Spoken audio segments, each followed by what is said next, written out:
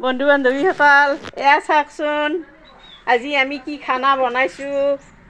এয়া মচুৰ দালি এনেকৈ পিচি লৈছোঁ, ইয়াত পিঁয়াজ চিয়াজ এনেকৈ পনীৰো অকণমান দিছোঁ, ধুনীয়াকৈ এটা মিশ্ৰণ বনাই এয়া ৰঙালাওৰ পাত এয়া চাব পাৰে, এয়া টোপোলা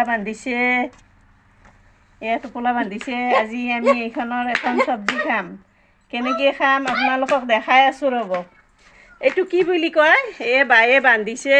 এইটো ভণ্টি, এইটো তাৰমানে হেৰি কোপ্তাৰ বৰ ভজা, খাই ধুনীয়া লাগে।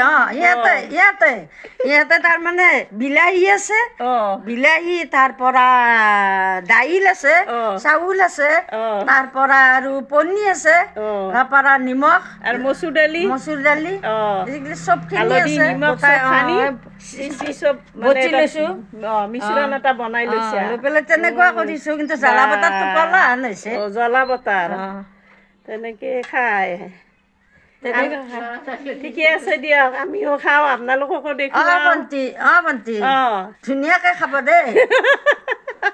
বায়ে জমনি কৰি কৈ আছে, কি বঢ়িয়া লাগে, কি ধুনীয়া লাগে, খাই পাবা আজি, ধুনীয়া লাগিব।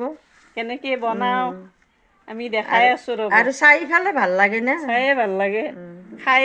আগতো খাইছোঁ আগে পিছে, তথাপি আজি আৰু খাম, আপোনালোকক দেখুৱাম। ধুনীয়া এনেকৈ পাতটো কলৰ গছৰ কল চচনি ঠাৰা দি গাঁঠি মাৰিছে। কল চচনি ঠাৰা নহ'লে ওলাই যাব না, ওলাই যাব নহয়, সেইকাৰণে কল চচনি ঠাৰাৰে এতিয়া বইল কৰিব লাগিব ন, পানীত দি বইল কৰিব লাগিব টোপোলাকেইটা।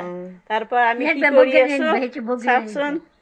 এয়া মায়ে বহি পৰামৰ্শ দি আছে কেনেকৈ কৰিব লাগে। এয়া ডাঙৰ জীয়ৰীয়ে বান্ধি আছে, সৰু জীয়ৰীয়ে বনাম।